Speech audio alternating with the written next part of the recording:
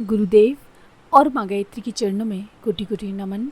आप सभी को प्रणाम।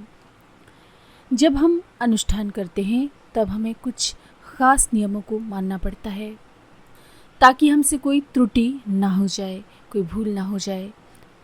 तो आइए जानते हैं, अनुष्ठान करते समय, गायत्री मंत्र का अनुष्ठान करते समय हमें किन किन नियमों का पालन करना चाहिए। दाढ़ी के सिवाय सिर के बाल नहीं कटवाना चाहिए। ठोड़ी के बाल अपने हाथों से ही बनाने चाहिए। चारपाई पर नहीं सोना चाहिए। तख्त या ज़मीन पर सोना चाहिए।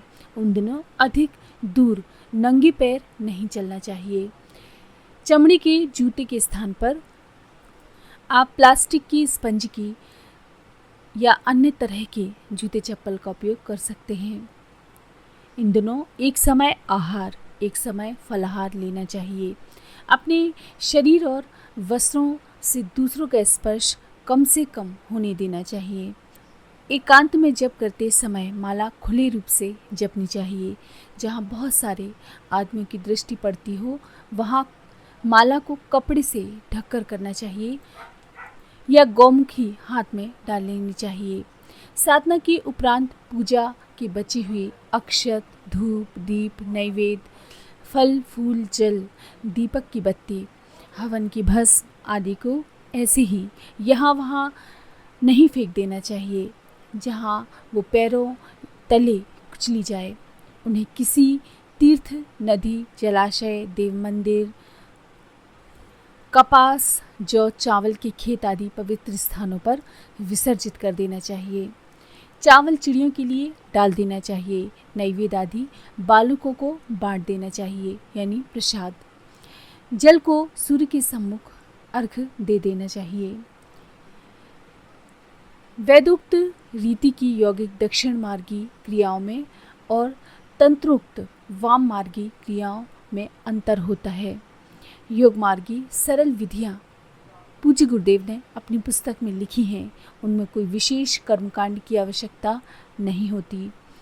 शाप मोचन, कवच, कीलक, अर्गला, मुद्रा, अंगन्यास आदि कर्मकांड तांत्रिक साधनाओं के लिए होते हैं। पूज्य गुरुदेव की पुस्तक के आधार पर साधना करने वालों को उसकी आवश्यकता नहीं पड़ती।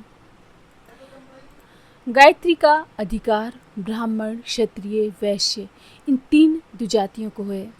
वर्ण जन्म से भी होते हैं और गुण कर्म स्वभाव से भी। आजकल जन्म से जातियों में बड़ी गड़बड़ी हो गई है।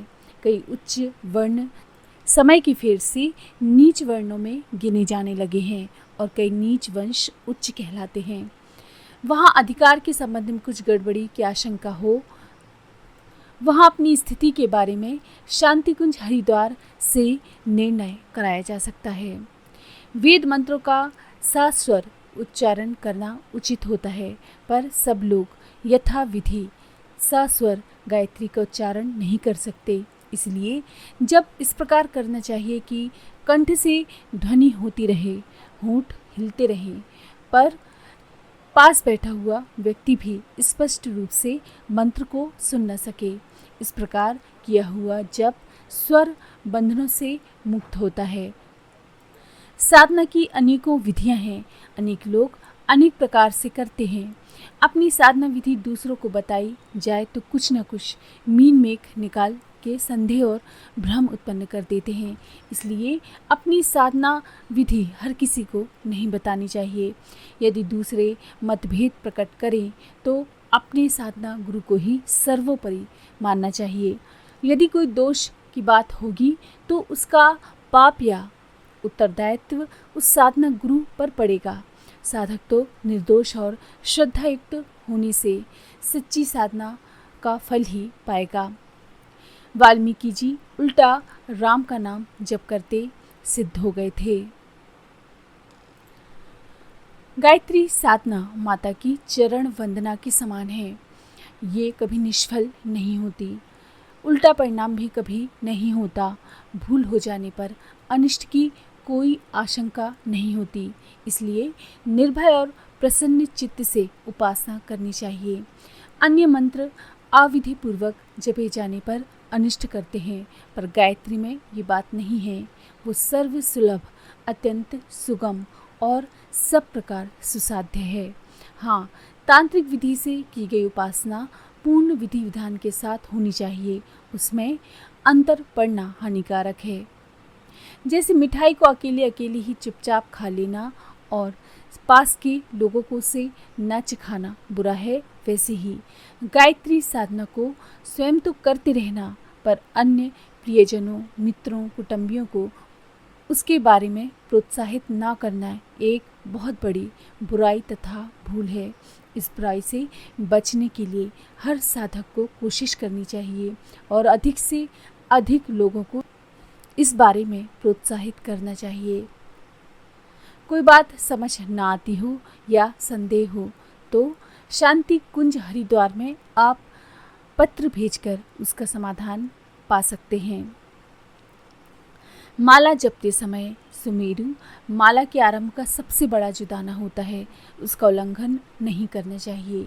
एक माला पूरी करके उसे मस्तक तथा नेत्रों में लगाकर पीछे की तरफ पलटा देना चाहिए, उल्टा ही वापस ले जाना चाहिए। इस प्रकार माला पूरी होने पर हर बार उलट कर ही नया आरंभ करना चाहिए। अपनी पूजा सामग्री ऐसी जगह रखनी चाहिए जिसे अन्य लोग अधिक स्पर्श ना करें। इस तरह हमने आपको अनुष्ठान संबंधी आवश्यक नियम बताए। इन नियमों का पालन करके आप आसानी से अनुष्ठान कर सकते हैं और गायत्री माता के आंचल में जाने का लाभ प्राप्त कर सकते हैं। अपनी सारी मनोकामना को पूर्ण कर सकते हैं, अपने पापों को कम कर सकते हैं, अपने जीवन में आई हुई हर बुराई से दूर हो सकते हैं, अपने जीवन को उच्च आदर्शों में स्थापित कर सकते हैं। तो गायत्री मंत्र का जप और अनुष्ठान करते रहें। आज के लिए इतना ही।